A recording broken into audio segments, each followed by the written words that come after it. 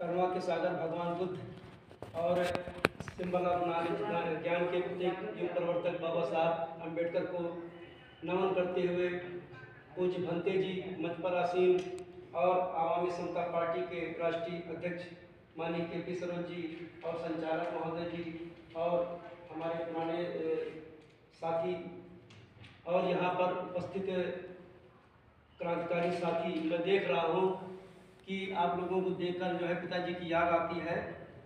अब मैं आप लोगों को तब से देख रहा हूँ जब आप नई उम्र के लड़के थे और तब से लेकर आज की अवस्था सब बुजुर्ग हो चुके हैं, लेकिन फिर भी एक आस है, उम्मीद है, जोश है आगे काम करने के लिए, क्योंकि व्यक्ति के चले जाने से आंदोलन खत्म नहीं होता, विचार खत्म नहीं होता, उसकी आगे आने वाली पीढ़ियां संघर्ष करती हैं।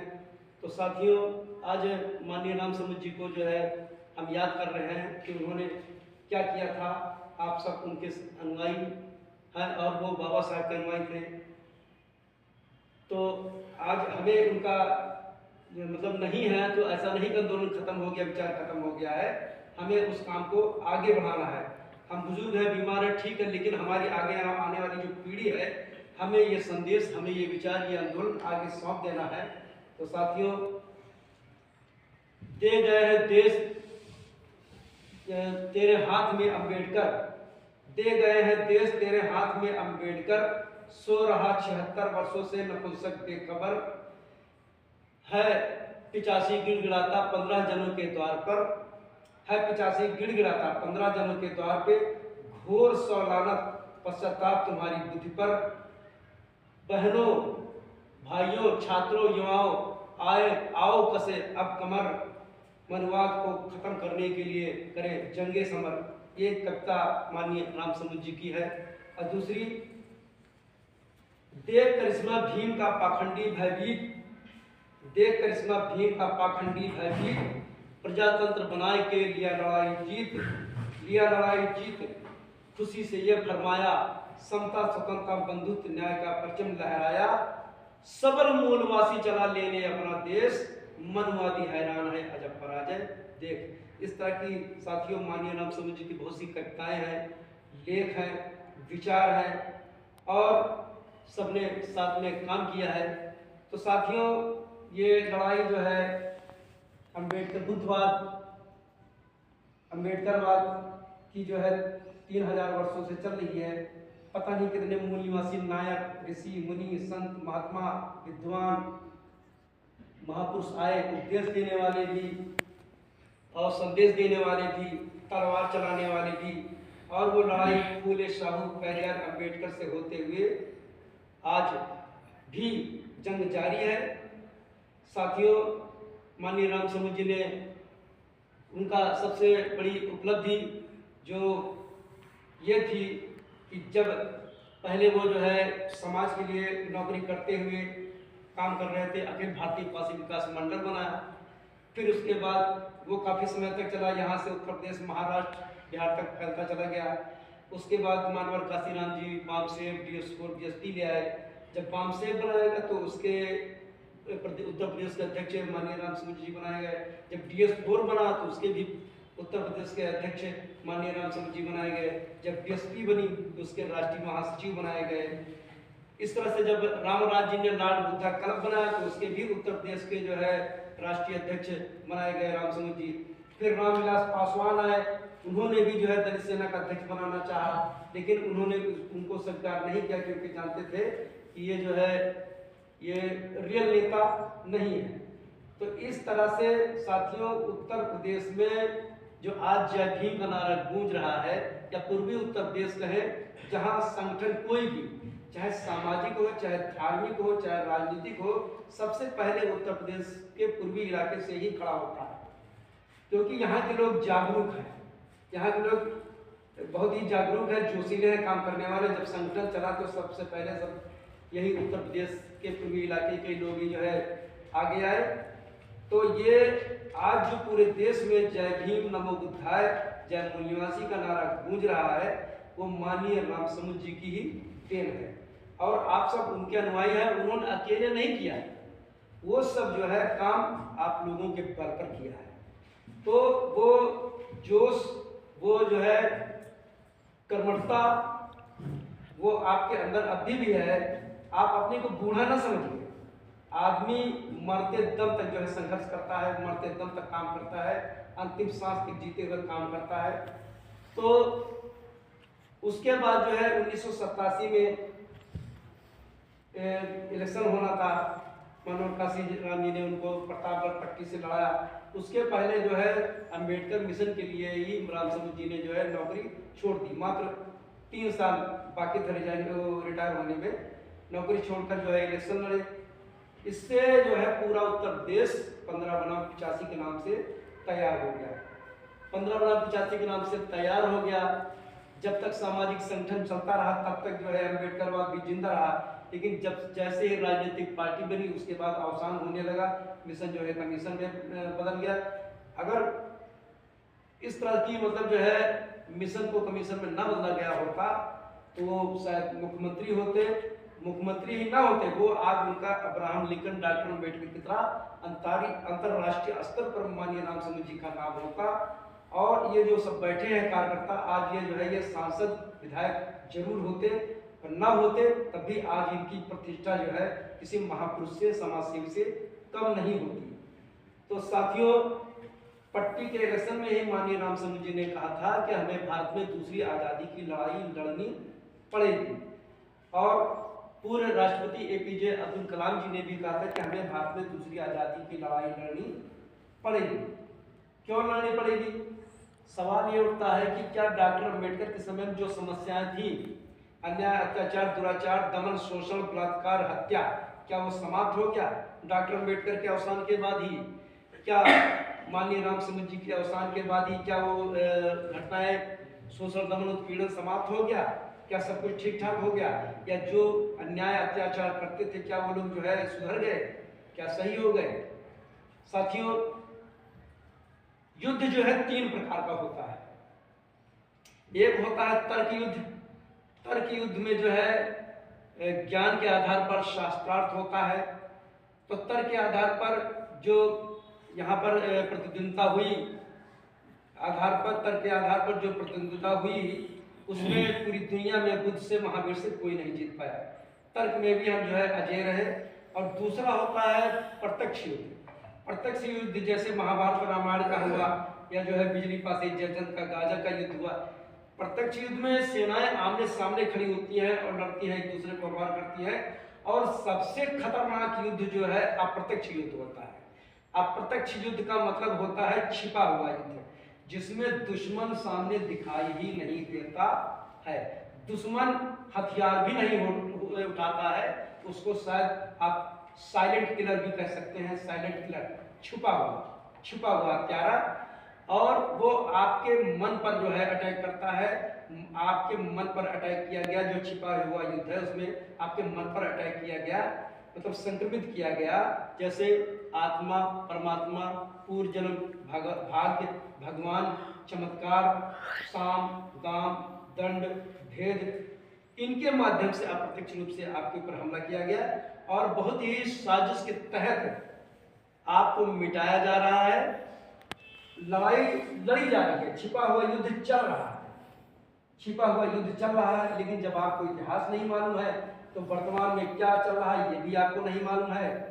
बाहर से विदेशी जो भी आक्रमणकारी भारत में आए, उनको यह मालूम था कि हमारा दुश्मन कौन है, किससे लड़ना है, किसके पास सत्ता है। लेकिन इस देश के अंदर जो लोग हैं उनको यही नहीं पता है कि हमारा जो सत्ता में कौन है, हमारा दोस्त कौन है, हमारा दुश्मन कौन है, ये कुछ भी उसको पता नहीं है। साथियों, अभी हाल में इसी महीने में प्रतापगढ़ में हमारे गांव के बगल दुर्गागंज में जो है एक घटना घट गई, जो दुर्गागंज में ही घटना घटी। और वो घटना जो है कचरियों के बल कौन से बासी गांव में घटना घटी। उसमें एक पाड़े है और 5-6 लोग जो है मतलब जो है बलात्कार का केस हुआ। मतलब एकदम निर्दुंद। अब तो भारत में ऐसी हत्याएं बलात्कार हो रहे हैं जिसकी रिकॉर्डिंग की जा रही है। मतलब कानून खत्म हो चुका है, क्योंकि कानून में जो है कोलिजियम सिस्टम से चल रहा है। उसमें जो है पांडे जी, तिवारी जी, चौबे जी के भाई, भतीजा, भांजा सब रिश्तेदार जो है मतलब पूरी एक तरह से दादागिरी चल रही है कोलिजियम सिस्टम सुप्रीम कोर्ट में। और उसके बाद जो है ये केस हुआ, अभी भाई साहब ने एक और केस बताया।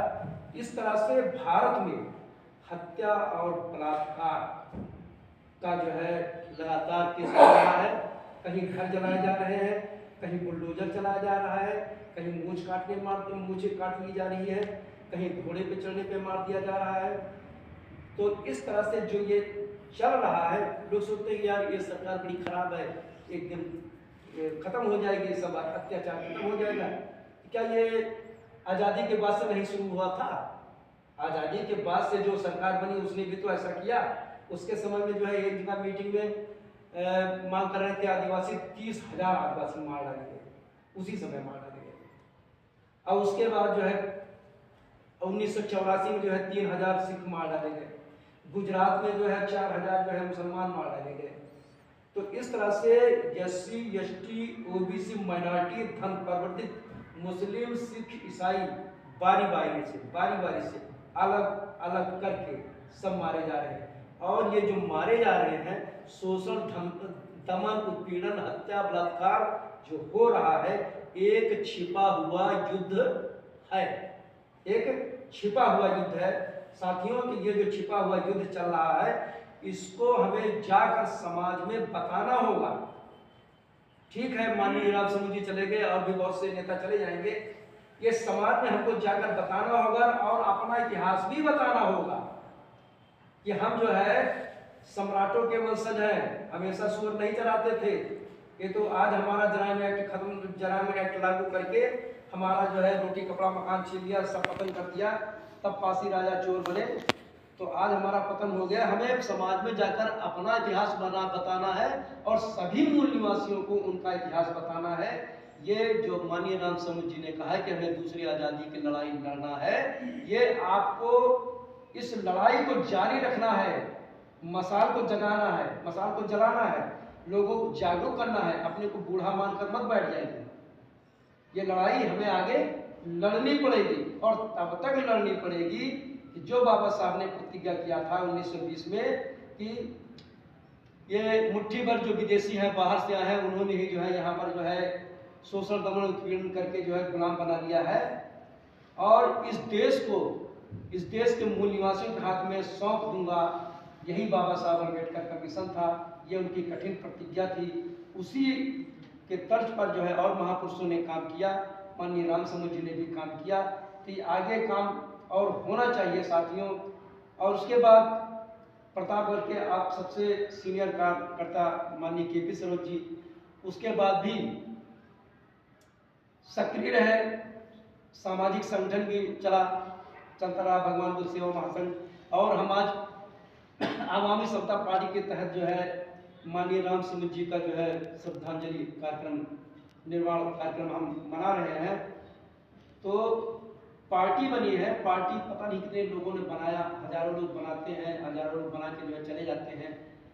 पार्टी, राजनीतिक पार्टी बनाना आसान नहीं है, इसके लिए संघर्ष करना पड़ता है, बिरले ही सफल हो पाते हैं। तो एक बार जो हमने संघर्ष किया उसमें सफल हुए और सफल हुए हमने 3 संगठन बनाए, बामसेफ, DSPO, DSP 3 संगठन बनाकर उत्तर प्रदेश के इन्हीं कार्यकर्ताओं ने जो है सफल कर दिया और सफल कर दिया।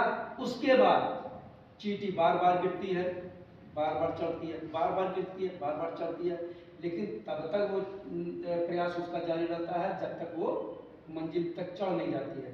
तो माननीय KP सरोज जी ने जो आवामी समता पार्टी बनाया है, तो वो अपने लिए नहीं बनाया है, ये ना तो विधायक MLA बनाने के लिए बनाया है, ये मिशन का एक हिस्सा है, ये लड़ाई का एक माध्यम है, साधन है। राजनीतिक पार्टी, हमारा उद्देश्य जो है बाबा साहब अम्बेडकर के मिशन को पूरा करना है। और एक खास चीज और बताना है साथियों, हम अच्छी तरह जानते हैं कि जब 15 का व्यक्ति 85 की तरफ आता है तो समझ लीजिए वो मुखबिरी करने आता है, जासूसी करने आता है, भेद लेने आता है। छत्रपति शिवाजी महाराज ने कहा था, दुश्मन की संख्या मत गिनो, दुश्मन की संख्या मत गिनो, अपने सेना में, अपने दरबार में कितने गद्दार हैं उनको गिनो। तो इसलिए जो है समाज में बहुत सारे अम्बेडकरवादी मुखौटा लगाए घूम रहे हैं। देख रहे हैं इतने मेहनत के बाद, 3 संगठन बनाने के बाद बर्बाद हो गया, सब कुछ खत्म हो गया। अभी प्रोफेसर रतनलाल जी ने स्टेटमेंट दिया कि जो है काशीराम मायावती आरएसएस प्लांट थे, प्लांट नहीं थे आरएसएस के, अगर जो एजेंट नहीं थे तो 3 साल बाम से चलाया क्यों खत्म कर दिया, 2 साल DS4 चलाया क्यों खत्म कर दिया, BSP जब बनी तो उससे जो है कमीशन चलने लगा। भाई वो आरएसएस बनी 100 साल चल रही है, आपने बनाया बाम से 3 साल में खत्म कर दिया, क्यों? सबसे बड़ा सवाल है क्यों खत्म कर दिया। 1585 का नारा लगाने वाला उसके बाद जो है ब्राह्मण सम्मेलन करता है, लाल कृष्ण आडवाणी मंच पर आकर बैठते हैं, क्या यही अम्बेडकर का मिशन था? किसी ने काशीराम से पूछा? जब पहली बार सरकार बनी तो 67 जो है पूर्वी यूपी से विधायक निकल कर गए, उसमें पासी समाज के भी ज्यादा थे, और वो उठा के जाए पश्चिम से जो जिनकी एक भी नई सीट निकली थी, बहन जी को उठा के मुख्यमंत्री बना दिया। किसी ने सवाल किया? मंच पर बात करते हैं ब्राह्मणवाद को ऐसे उलट देंगे, और जो अपने में ही समाज से जो गद्दारी करता है, अपने जात का अपने समाज के व्यक्ति सब पीछे अपने घर लौट जाते हैं झोला के, ऐसे क्रांति होगी? बताइए। तो जो समाज में नकली अम्बेडकरवादी घूम रहे हैं, भीम आर्मी चल रही है, लाखन आर्मी चल रही है, समाज को 2 भागों में बांटा जा रहा है, महादेव वाले जो है अलग घूम रहे हैं, अम्बेडकरवादी अलग घूम रहे हैं, भर वाले अलग घूम रहे हैं, इस समाज को तोड़ने की साजिश चल रही है। पता चला जो है गरीबों की लड़ाई लड़ते लड़ते नेता जो है अरबपति हो जाता है, वहां अमेरिका में 12 करोड़ की गाड़ी से घूम रहे हैं। खैर साथियों, बातें बहुत सी हैं, हमें ये ध्यान रखना है, हम संगठन बार बार नहीं बनाएंगे। समाज में, संगठन में, चाहे धार्मिक हो, सामाजिक हो, राजनीतिक हो, उसमें अपने समाज का कोई भी गद्दार हो उसके भाषण पे मत जाइए, उसकी व्यवहारिकता को, उसके चाल चलन को आप तार्किक ढंग से परखिए, तब पकड़ पाएंगे। जो मैंने 2-3 सवाल उठाए कि जो है 1585 का नारा लगाने वाला क्यों जो है ब्राह्मण सम्मेलन के, यही अगर समाज ने विद्रोह कर दिया जाता तो उनकी गर्दन पकड़ ली जाती, कुछ न बिगड़ता, लेकिन नहीं, सब लोग फिर उसके बाद फिर कई लोग आए, अम्बेडकर के नाम पर, बुद्ध के नाम पर करोड़ों अरबों कमाया। यही नतीजा है कि आज जो है आरक्षण खत्म हो गया, संविधान खत्म हो गया, लोकतंत्र खत्म हो गया, आरक्षण खत्म हो गया, उसके बाद 10% लोगों ने ले भी लिया, और जो है संविधान खत्म हो गया, बिल्किस बानो के बलात्कारियों को सम्मानित किया गया, ईसाई चर्च जो गिरजाघर फूंका गया था बजरंगी ने, उसको सम्मानित किया गया। एक मनुस्मृति नहीं लागू हो गई, सीधे लागू हो गई। लोग सोच रहे हैं कि ऐलान किया जाएगा कि संविधान खत्म किया जाएगा, वो ऐलान तो किया, उनके लोगों ने सीधे ऐलान किया हम संविधान खत्म कर रहे हैं, खत्म किया। तो आज लोकतंत्र जो है ईवीएम मशीन से खत्म कर दिया। तो कुल जो लड़ाई चल रही, जो छिपा हुआ युद्ध चल रहा है, इसको समझना होगा, लड़ना होगा। जो नकली अम्बेडकरवादी हैं उनको भी छांट कर किनारे करना होगा, और दूसरी चीज, जो नकली अम्बेडकरवादियों को छांट के किनारे करना होगा, हमें समता स्वतंत्रता बंधुत्व न्याय के लिए, अपना राजपाट लाने के लिए, बाबा साहब अम्बेडकर के मिशन पूरा करने के लिए हमें करना होगा। जब तक हमारी विचारधारा, बुद्धवादी विचारधारा, अम्बेडकरवादी विचारधारा, जब तक हम नई पीढ़ी में नहीं सौंप देते हैं, तब तक हमें नहीं बैठना है, नहीं तो मिशन यहीं पे खत्म हो जाएगा। साथियों, कहा गया है कि जो जुल्म के खिलाफ आवाज नहीं उठाते हैं उनको लाशें उठानी पड़ती हैं, तो आपको जुल्म के खिलाफ आवाज उठानी पड़ेगी। आप ये मत सोचिए कि जो है जिस लड़की के साथ बलात्कार हुआ वो चमार जात की है या अहिर जात की है, आप ये ना सोचिए कि जो जिसकी हत्या हुई है वो फला जात का है, हमारी जात का नहीं है, या हमारे गांव में नहीं हुआ है, समझ लीजिए आपके घर में हुआ है।